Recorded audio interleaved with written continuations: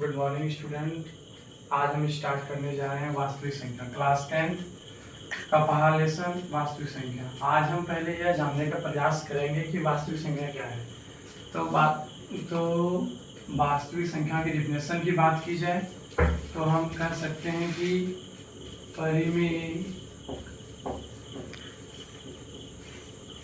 परिमेय संख्या और अपरिमेय संख्या के सम्मिलित रूप को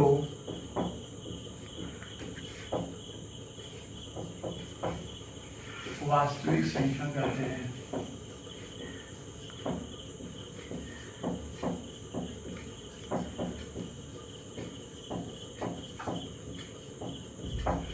तो हम पहले वास्तविक संख्या को समझते हैं। परिमेय संख्या और अपरिमेय संख्या के सम्मिलित रूप को हम वास्तविक संख्या कहते हैं।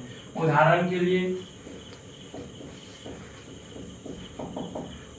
लिए अगर बोला जाए परिमेय संख्या और अपरिमेय संख्या, जैसे √3, √2, 2, √4 इत्यादि। और परिमेय संख्या वास्तविक संख्या के प्रकार।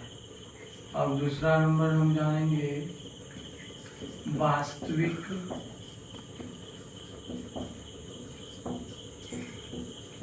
संख्या के प्रकार। तो इसका फर्स्ट नंबर है परिमेय संख्या।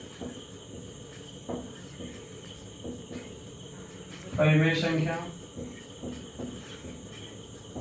और दूसरा नंबर है अपरिमेय संख्या।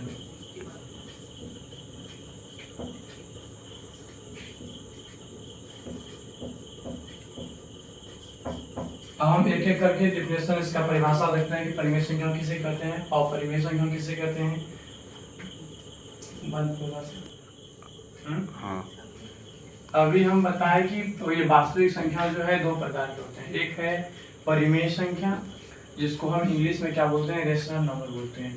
और दूसरा क्या है अपरिमेय संख्या, जिसको हम इंग्लिश में जो है इरेशनल नंबर कहेंगे। तो पहले हम परिमेय संख्या की परिभाषा के बारे में बात करें।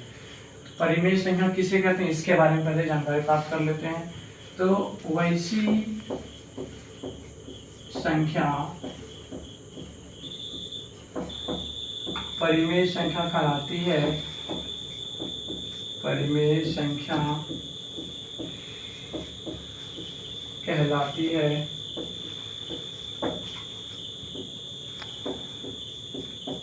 जिसे p/q के रूप में लिखा जा सके, परंतु q is not equal to 0। कहने का मतलब क्या है कि परिमेय संख्या का अगर हम डिफिनेशन की बात की जाए तो हम वैसी संख्या को हम परिमेय संख्या कहेंगे जिसे हम p/q के रूप में लिख सकते हैं, परंतु q का मान कभी भी 0 नहीं होना चाहिए, मतलब शून्य नहीं होना चाहिए। जैसे उदाहरण के लिए जो है फॉर एग्जांपल की बात की जाए, जैसे 4, 5/4, 2/3, √4, मतलब इसके हम जैसे 4 है, 4 के नीचे क्या हम कुछ नहीं है तो क्या 1 है, तो हम इसको हम क्या बोलेंगे p और इसको हम क्या बोलेंगे q। परंतु q का मान, नीचे वाले का मान जो है कभी भी हर का, ऊपर मतलब अंश और नीचे क्या होगा हर का मान कभी भी शून्य नहीं होना चाहिए। ठीक है, तो अब आगे बात करेंगे। दूसरा नंबर है स्टार्ट। अब इसके पहले हम देखें परिमेय संख्या। अब दूसरा नंबर है वास्तविक संख्या का ही प्रकार है अपरिमेय संख्या। अपरिमेय संख्या को हम इंग्लिश में हम क्या बोलेंगे, इरेशनल नंबर कहा जाता है। ठीक है, तो हम इरेशनल नंबर किसे कहेंगे, अपरिमेय संख्या किसे कहेंगे, इसके बारे में बात करेंगे। तो वैसी संख्या अपरिमेय संख्या कहलाती है जिसे p/q के रूप में नहीं लिखा जा सका, परंतु परंतु q is not equal to 0। जिस प्रकार परिमेय संख्या में q is not equal to 0 था, ठीक उसी प्रकार अपरिमेय संख्या में भी q का मान 0 नहीं होना चाहिए। अगर एग्जांपल की बात की जाए तो हम ले सकते हैं √5, √6, √8, √9, 12, मतलब जिसका हम साफ शब्दों में कह सकते हैं जिसका वर्गमूल निकल जाएगा उसको हम क्या बोलेंगे, परिमेय, और जिसका वर्गमूल नहीं निकलेगा उसको हम क्या बोलेंगे, अपरिमेय। परिमेय और अपरिमेय संख्या के बारे में कुछ तथ्य है जो कि ध्यान देने योग्य बातें हैं, और नोट करके आप लोग भी लिख लें। अगर यदि हम परिमेय और अपरिमेय, फर्स्ट नंबर हम बताते हैं परिमेय और अपरिमेय, परिमेय और अपरिमेय का योग हमेशा अपरिमेय होता है।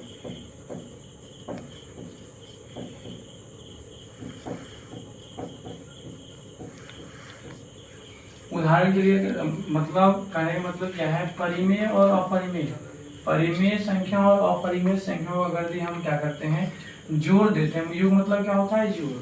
अगर परिमेय और अपरिमेय संख्याओं को जोड़ देते हैं तो वह हमेशा जो है हमें अपरिमेय संख्या प्राप्त होती है।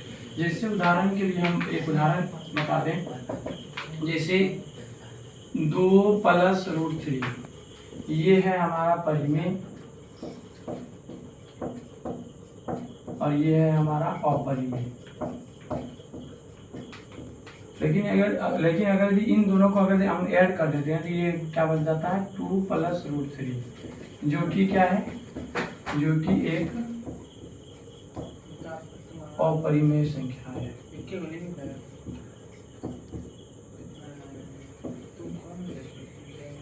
ये फर्स्ट हुआ। और दूसरा हम बताने जा रहे हैं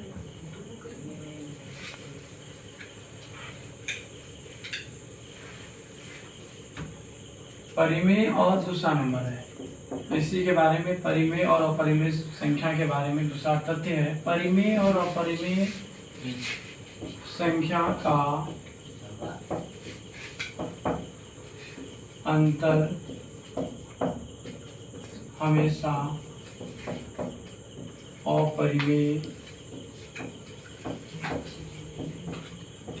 अपरिमेय होता है। उदाहरण के लिए मतलब कहने का मतलब है, परिमेय संख्या और अपरिमेय संख्याओं को अगर यदि हम आपस में घटा दें तो वो क्या हो जाएगा, अपरिमेय संख्याएं प्राप्त होती है। जैसे हम उदाहरण की बात करें, जैसे 6 - √2, 5 - √2, इस तरह। अगर ये हो गया हमारा परिमेय और ये हो गया हमारा अपरिमेय,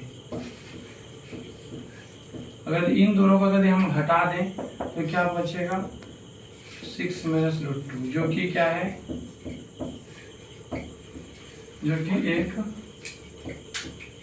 अपरिमेय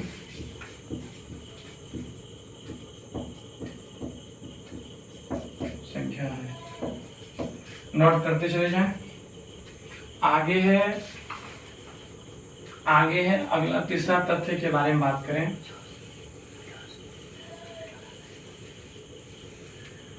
आगे तीसरा तथ्य के बारे में बात करें तो है परिमेय और अपरिमेय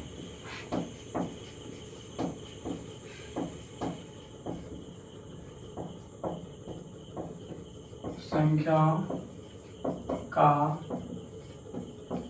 गुणनफल अपरिमेय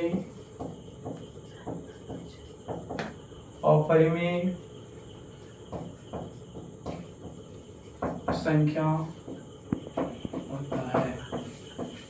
तीसरा मतलब परिमेय और अपरिमेय संख्या के बारे में तीसरा तथ्य है, अगर यदि हम परिमेय और अपरिमेय संख्याओं को आपस में हम गुणा करते हैं तो उसका जो गुणनफल प्राप्त होगा वो क्या होगा, अपरिमेय संख्या प्राप्त होगा। जैसे हम एग्जाम्पल की बात करें, 5 क्या है, परिमेय, और ये 5 एक परिमेय और √6 अपरिमेय। अगर इन दोनों को हम आपस में गुना कर दें तो क्या होगा, 5√6, जो कि क्या हो गया, एक अपरिमेय संख्या है।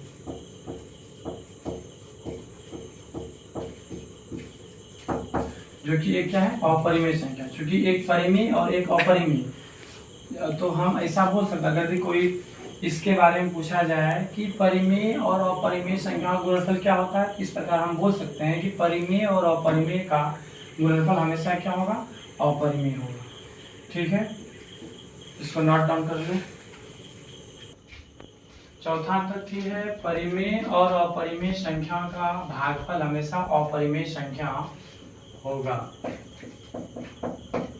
जैसे हम एग्जाम्पल की बात करें तो जैसे 4/√2, तो ये अगर हम इसमें भाग दें, मतलब मान लेते हैं कि इसका हम अगर परिमेयकरण कर दें हरों का, 4√2 परिमेय मतलब अगर हर का परिमेयकरण करते हैं तो ऊपर भी √2 से नीचे वाले मतलब हर से गुना, और नीचे भी क्या करेंगे, अंश में भी हर से गुना और हर में भी मतलब उसी से हर से गुना। तो हम इसको लिख सकते हैं 4√2 और √2 क्या होगा, 2, ये 2 बार में कर दिया, मतलब 2√2, मतलब एक परिमेय और एक क्या है, अपरिमेय। इसके पहले हम बताएं कि परिमेय और अपरिमेय संख्या का गुणनफल हमेशा क्या होता है, अपरिमेय संख्या। इस प्रकार हम क्या देखें, परिमेय और अपरिमेय संख्या का भागफल जो हमेशा क्या होता है, अपरिमेय होता है।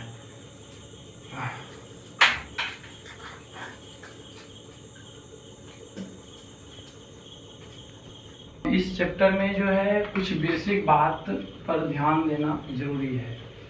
इसमें जो है ये वास्तविक संख्या का जो है, ये पहला अध्याय क्या है, वास्तविक, मतलब ये वास्तविक संख्या जो है संख्या पद्धति के अंतर्गत आता है, और इसमें कुछ बेसिक बात पर ध्यान देने योग्य जरूरी है। जैसे कि अगर यदि हम मान लेते हैं कि भाग देते हैं,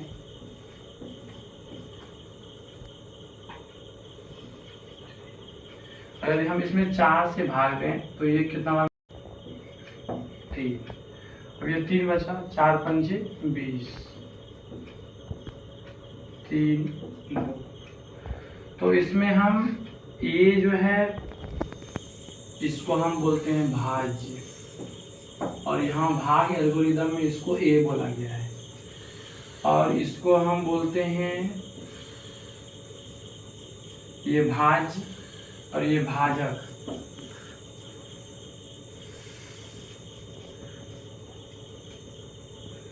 इसको बोला गया है एल्गोरिदम में बी, इसको भागफल, और इसको बोला गया है क्यू, और इसको हम बोलते हैं शेषफल, और इसको यहाँ बोला गया है आर।